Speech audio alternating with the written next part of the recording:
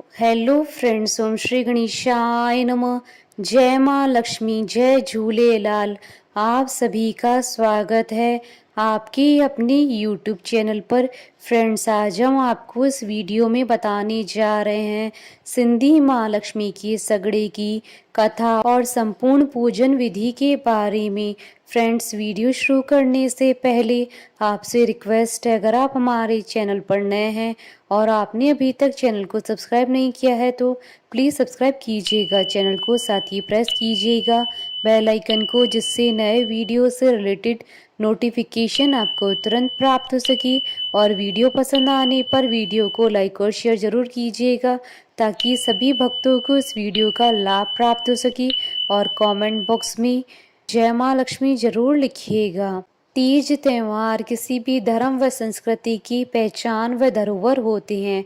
हमारे देश में विभिन्न धर्म व समुदाय के लोग एकजुट होकर रहते हैं। यहाँ के लोग सभी धर्मों के त्योहार एकजुट होकर मनाते हैं। यूं तो श्राद्ध पक्ष में पितरों के निमित्त दान करने की परंपरा है, किंतु 8वें श्राद्ध के दिन सिंधी समुदाय के लोग महालक्ष्मी पर्व को मनाते हैं। इस दिन धन की देवी लक्ष्मी जी की पूजा की जाती है। फ्रेंड्स, अब आइए जानते हैं महालक्ष्मी के सगड़े की संपूर्ण पूजा विधि के बारे में। भाद्रपद के महीने की शुक्ल पक्ष की अष्टमी तिथि को 16 तार का पीले रंग का धागा ले। अगर पीले रंग का धागा ना हो तो सफेद धागा ले। उसके 16 तार ले। अपने हाथ की कलाई के हिसाब से छोटा बड़ा ले सकते हैं। फिर उसमें 16 गिठाने लगाएं। उसके बाद हल्दी के रंग में थोड़ी देर के लिए रखें। अब उस 16 तार के कच्चे सूत के धागे को माँ लक्ष्मी के आगे रखें और माँ लक्ष्मी से प्रार्थना करें। जो भी आपकी मन की मुराद हो मन में बोलें।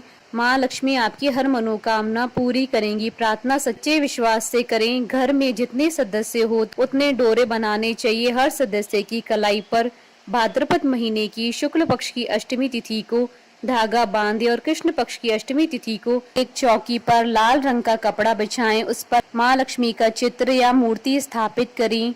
उसके बाद महालक्ष्मी के आगे कलश की स्थापना करें और एक बाजार से मिट्टी से बनाया हुआ घोड़ा लाकर उसकी भी पूजा करें। सबसे पहले मीठा रोट बनाएं और तितर बनाएं। फ्रेंड्स, मीठा रोट बनाने की विधि आप देख सकते हैं हमारे चैनल पर। उसका लिंक आपको डिस्क्रिप्शन बॉक्स में भी मिल जाएगा। उसके बाद माँ लक्ष्मी के चित्र पर हरी दुर्वा से जल छिड़कें और कुमकुम का तिलक लगाएं। उसके बाद अक्षत चढ़ाएं। चौमुखा दीपक आटे का बनाएं। देसी घी डालकर 4 बत्ती रखकर दीप प्रज्वलित करें। माता को जो आपने रोट व तितर बनाए हैं उसी का भोग लगाएं। सगड़ा यानी डोरा जो आपने बांधा था वह खोलें और हाथ में लें और कथा सुने। सगड़े को तितर में लपेटकर फिर घोड़े के आगे रखें।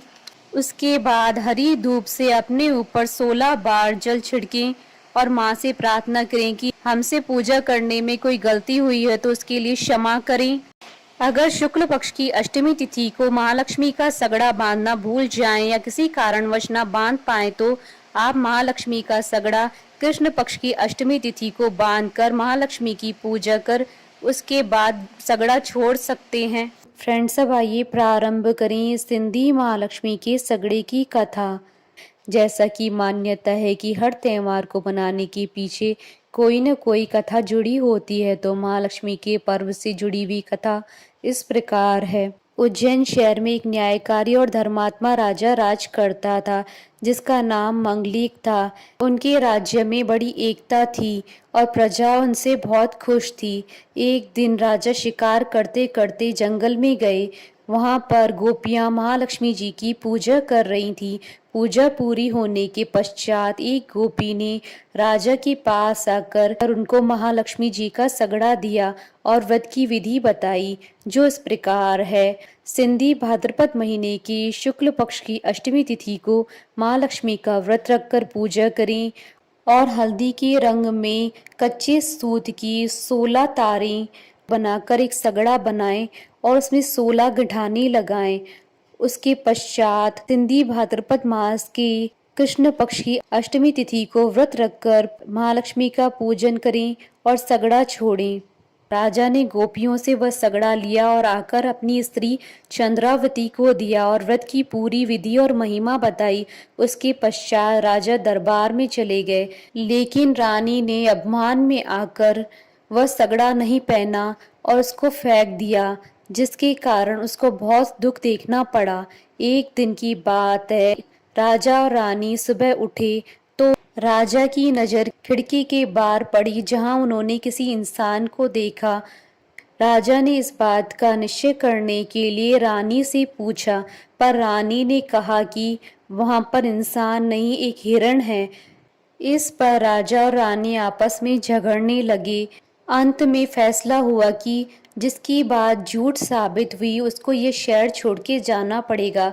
राजा ने सिपाही भेजे और सिपाही जल्दी पता करके आए और उन्होंने खबर दी कि वहां पर एक इंसान आके रह रहा है, जिस कारण राजा ने रानी को शहर से निकाला दे दिया।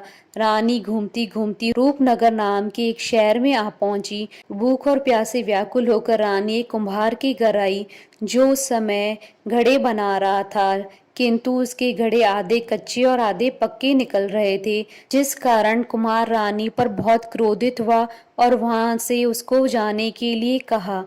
वहां से निकलकर रानी एक नदी पर पानी पीने के लिए आई। जैसे ही रानी ने नदी में पानी पीने के लिए हाथ डाला तो नदी सूख गई।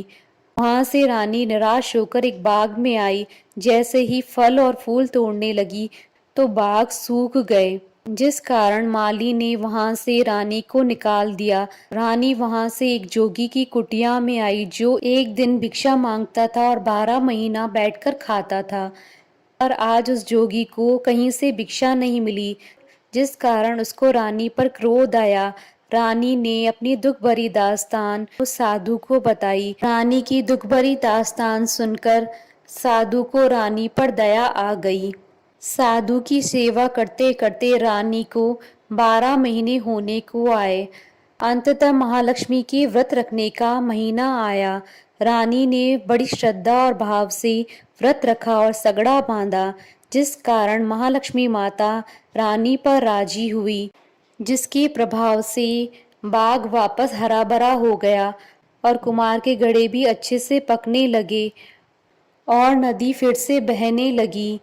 सबने जब इस दृश्य को देखा तो सबने आकर रानी से माफी मांगी। उस दिन राजा मंगलिक शिकार करते करते उस जोगी की कुटिया के पास आकर पहुंचा। उस वक्त राजा को बड़ी भूख लग रही थी। राजा ने अपने वजीर को खाना बनाने के लिए कहा।